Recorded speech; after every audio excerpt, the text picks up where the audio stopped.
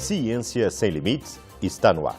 É um programa que visa mostrar e demonstrar as pesquisas e os pesquisadores da Unesp.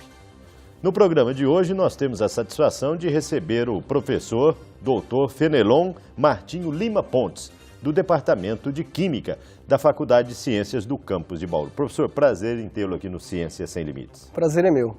Professor, para quem está em casa, antes de entrar na entrevista, vocês vão notar que o professor tem um sotaque não característico da nossa região, paulista.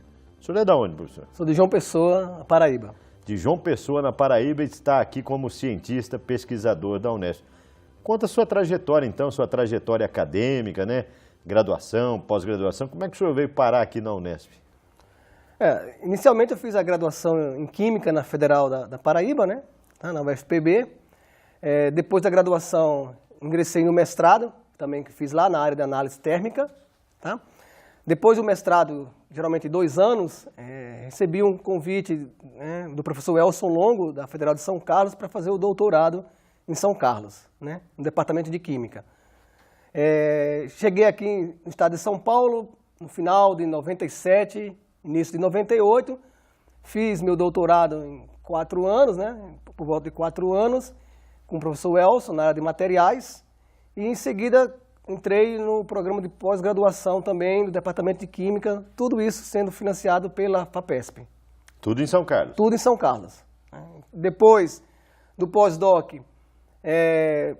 tentei ingressar na indústria, trabalhei 3 anos na Faber-Castell, né, no setor de pesquisa e desenvolvimento, né, P&D, desenvolvendo materiais para reforço de grafite, né, com esqueleto de silício.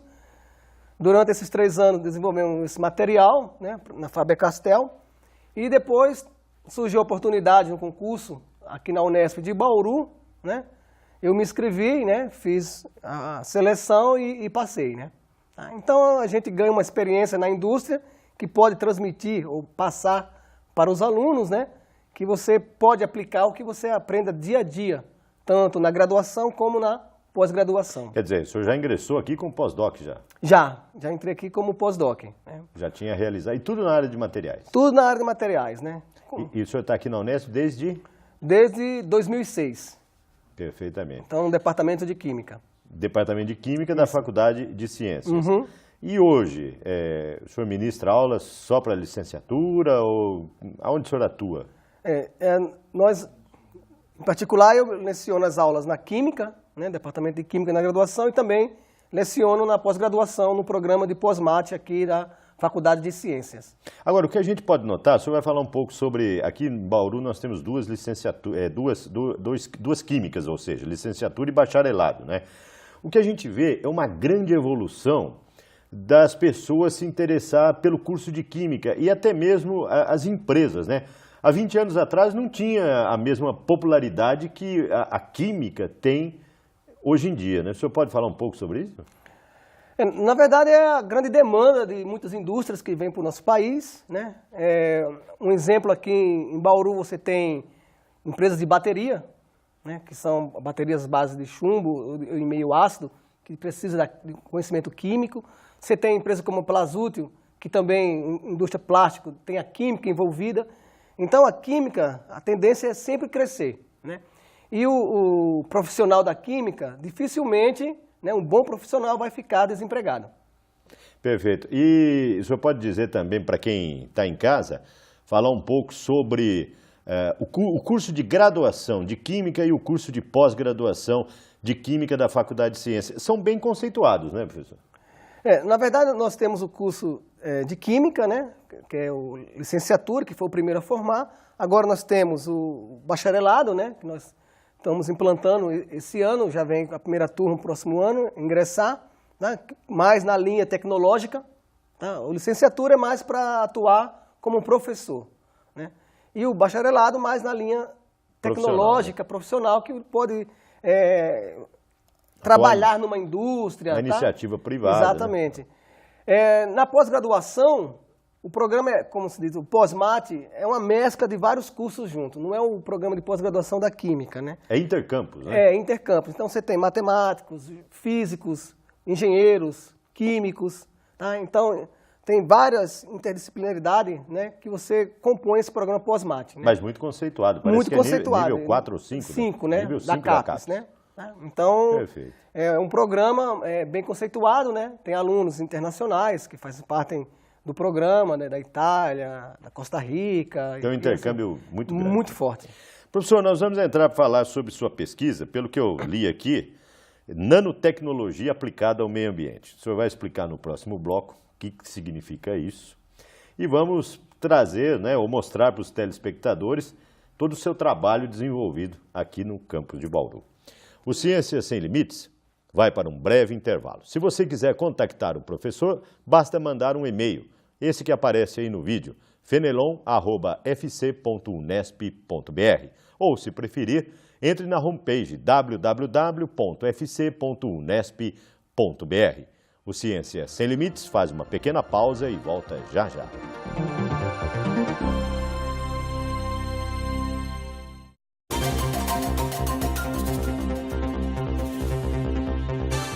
Ciências Sem Limites está de volta. Nós estamos no segundo bloco e vamos entrar no assunto da pesquisa do professor Fenelon Pontes, do Departamento de Química da Faculdade de Ciências do campus de Bauru da Unesp. Professor, no final do bloco anterior, nós falamos sobre nanotecnologia aplicada ao meio ambiente, remoção de poluentes em meios aquáticos. O título é bonito, mas para nós que somos leigos, ou muitos que estão em casa, não entendemos sobre isso. O senhor pode explicar sobre a sua pesquisa?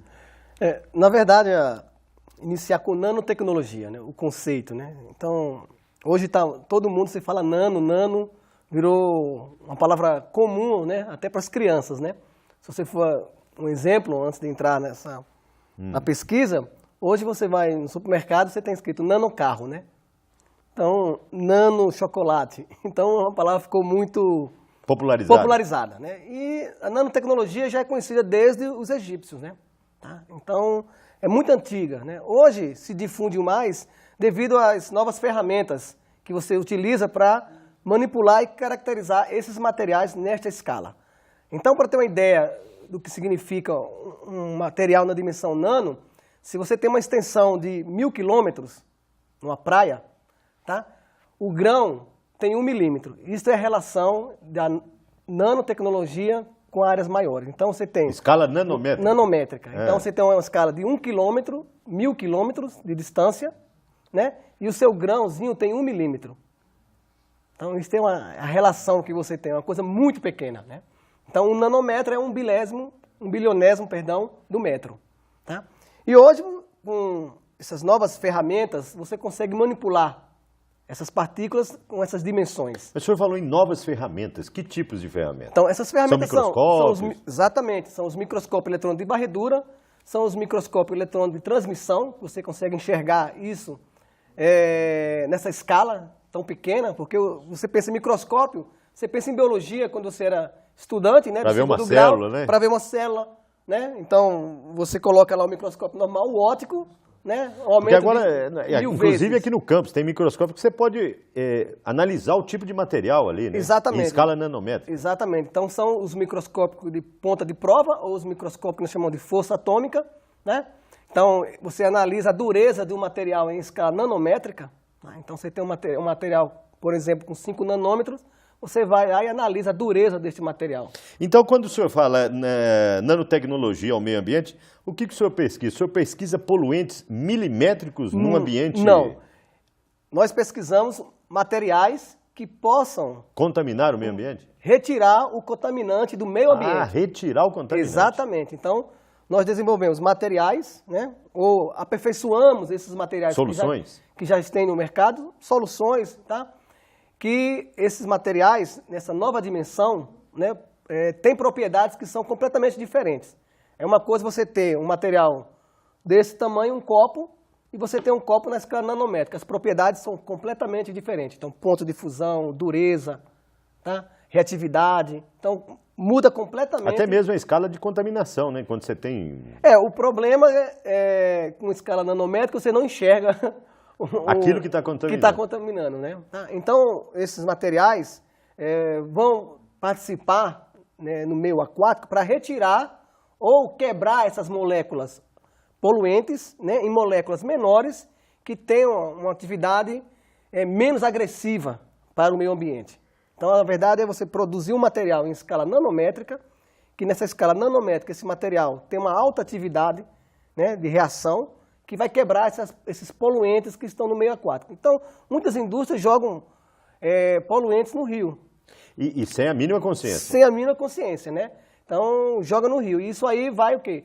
Retira o oxigênio para os peixes, dá um cheiro desagradável ao rio. Vamos dar um exemplo para quem está em casa, não sei, posso estar até falando algo absurdo, mas durante muitos e muitos anos as donas de casa jogavam óleo na pia.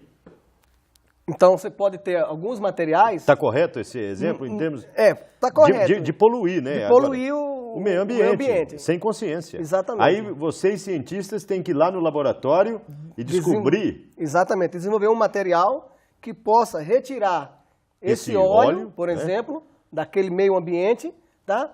Que não prejudique a saúde da pessoa. Então, um pescador antes pescava naquele rio. Hoje ele não consegue mais pescar porque o rio não tem mais peixe, por quê? A poluição, né? Falta de oxigênio e tudo isso. Então nós desenvolvemos materiais, né? que tenham essa propriedade de retirar ou quebrar, né? Essas moléculas orgânicas, por exemplo, né? Que estão no meio ambiente e seja menos nociva. Para quem está em casa, para a gente entender, o senhor é responsável pelo laboratório para a síntese materiais. Isso, exatamente. Então, para quem está em casa, para a gente conhecer um pouco esse seu ambiente, a gente está falando em nanométrica, em escala, a gente pode ir lá no campus conhecer? Com certeza. Nós temos o laboratório lá, nós temos os alunos que trabalham nessa linha, os alunos de iniciação, mestrado e doutorado, tá? Que desenvolvem esses materiais e nós realizamos ensaios em escala laboratorial. Então a gente vai conhecer tudo isso que o professor está dizendo.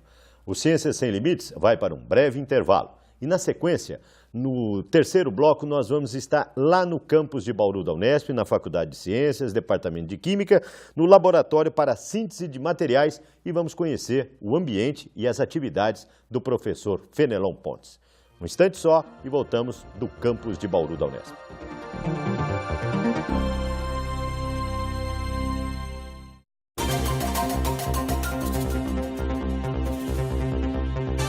O Ciências Sem Limites está aqui no Laboratório de Química Analítica e Materiais Avançados do campus da Unesp, aqui em Bauru. Nós vamos conversar agora com a doutoranda Francine Kataoka. Francine, qual é a sua pesquisa e como é a sua atuação aqui neste laboratório?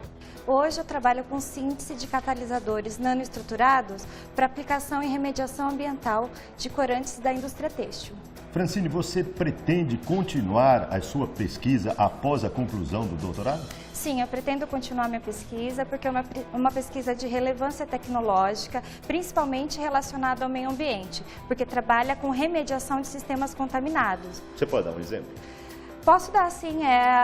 Por exemplo, a indústria têxtil, ela tem grande problema com o seu efluente, que é um efluente que existe muito corante, né? E a legislação brasileira, tanto a legislação brasileira como a legislação do Estado de São Paulo, que é regida pela CETESB, está cada vez mais rígida quanto ao descarte desse efluente no meio ambiente. Você já teve algum avanço nesses anos? Sim, nos nossos estudos, eles iniciaram no mestrado, nós produzimos materiais que são eficientes para a decomposição desses compostos contaminantes e no doutorado nós estamos continuando com esses estudos, porém nós estamos tentando modificar o catalisador para que ele aumente sua eficiência e buscando também a eficácia da síntese. Você tem verbas de órgãos de fomento? Sim, eu sou bolsista CAPES.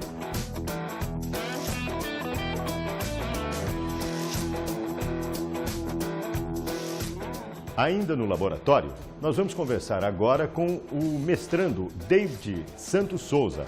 David, qual que é a sua rotina aqui no Laboratório de Química Analítica e Materiais Avançados? Bom, aqui a minha rotina nesse laboratório simplesmente é fazer a síntese dos materiais, né?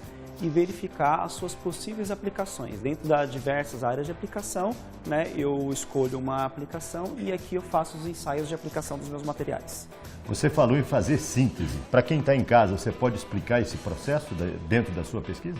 Sim, síntese é você criar o material, né? Formar ele, né? Então, através de processos químicos e físico-químicos, nós formamos nossos materiais, né? No caso aqui são pós, né? Aplicando aí a ciência da nanotecnologia, e aí esses materiais vão ser aplicados, no caso, para a química do meio ambiente. Especificamente sobre o seu trabalho, a sua pesquisa, o que você tem a contar para a gente?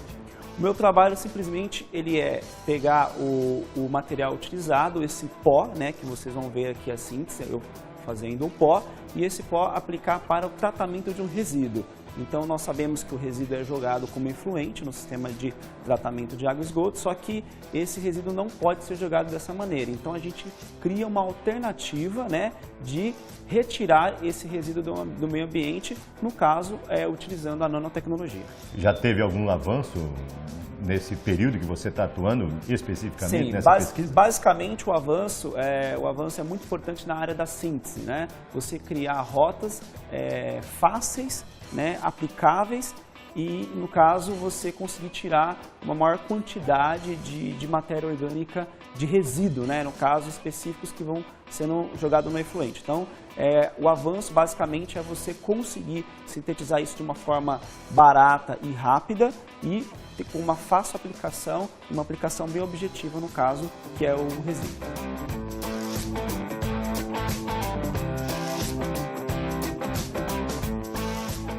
Depois de sintetizado, as nanopartículas estão prontas aqui, né? Nós temos aqui o pozinho com as nanopartículas. Essas nanopartículas, elas vão fazer um seguinte processo interessante nesse resíduo. Elas vão eliminar, ou seja, é como ela fosse sugar o resíduo da solução e retirar, então, o resíduo do meio, que no nosso resíduo é um corante chamado rodamina B. Uma quantidade pesada dessas nanopartículas, a fim de eliminar aqui o nosso corante, que é o nosso resíduo, né? Então, nós colocamos aqui sob agitação as nanopartículas de 0,2, que está fazendo um efeito aqui, uma reação química com o corante aqui presente. O que vai ocorrer é que essa agitação vai ficar 24 horas, então nós percebemos aqui que após 24 horas a tonalidade do corante ela cai, né? Então a cor é reduzida, e após 48 horas o único resíduo que sobra aqui é o pozinho, né? É a nossa nanopartícula com corante e água, né? Então o corante é eliminado do meio.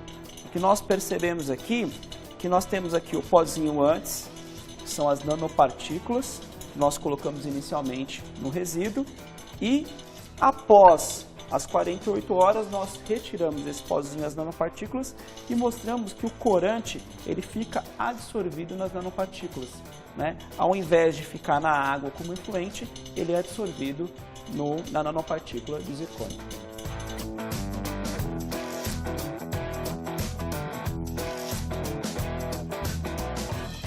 Ainda no laboratório, nós vamos conversar agora com a graduanda Nájila Maluf.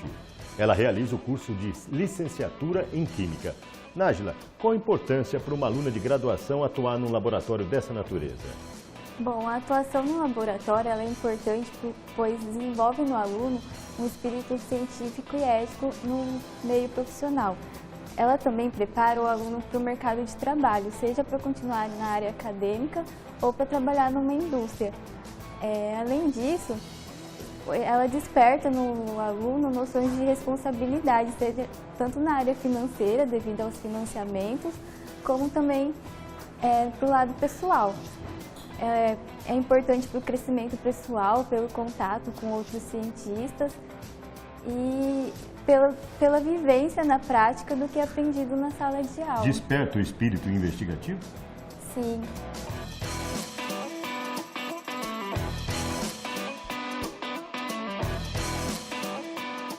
O Ciência Sem Limites esteve aqui no Laboratório de Química Analítica e Materiais Avançados. Voltamos aos estúdios, antes, porém, um breve intervalo. Voltamos já já.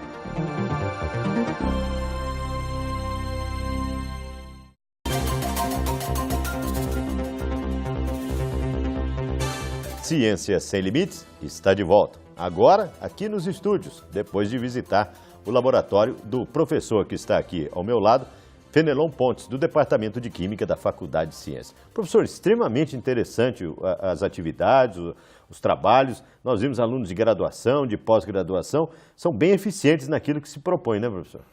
Uma das metas dos projetos, né, e até dos órgãos que financiam esses projetos é você preparar pessoas, né, profissionais, para lidar no mercado, principalmente nesse novo mercado que é a nanotecnologia e nanociência. E muito competitivo. E muito competitivo. Para você ter uma ideia, nós passamos desapercebido, não falamos, hoje tem cursos de graduação exclusivos na área de nanociência e nanotecnologia. Específicos para isso.